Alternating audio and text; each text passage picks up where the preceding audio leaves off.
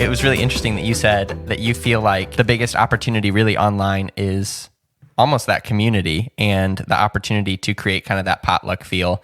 And I feel like that's really been the most consistent critique from smaller churches towards online ministry in general. When you're doing, anything online, that's what's consumeristic. It's not real church. It's not real church. Yeah. So how is your perspective different than that? Two things. One is if you could string a thread through any part of my story that you've heard thus far, it would probably be, I really love helping build communities. Community building has some fundamental ingredients no matter what you're doing it in, whether it's planning an evening dinner party to a wedding to actual church service. How people engage and have meaningful experiences together is something I'm really passionate about. And so when we started designing Altar, one of the things that really came out of that was, how do you help people have a meaningful connection with each other as much as with the content that they're experiencing?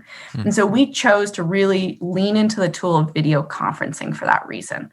So video conferencing allows people to actually see and be seen by others, to be heard and to be known. I mean, I think a lot of people, especially in my generation, are, frustrated with church. When we think about people leaving the church, I mean, there's a few reasons. One is relevancy.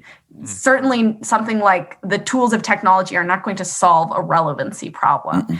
But the second is shared ownership.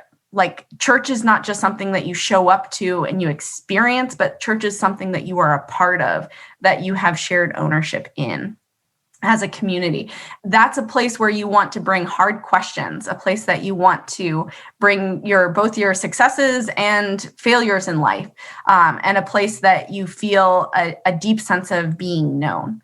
So if that is what, at least from my experience, where I have experienced church being a really powerful and amazing part of my life and of my spiritual journey, I can imagine that online, what I saw happening was the algorithms that we currently have for, how you post services online. It comes down to likes, shares, and comments, which in and of itself is not bad.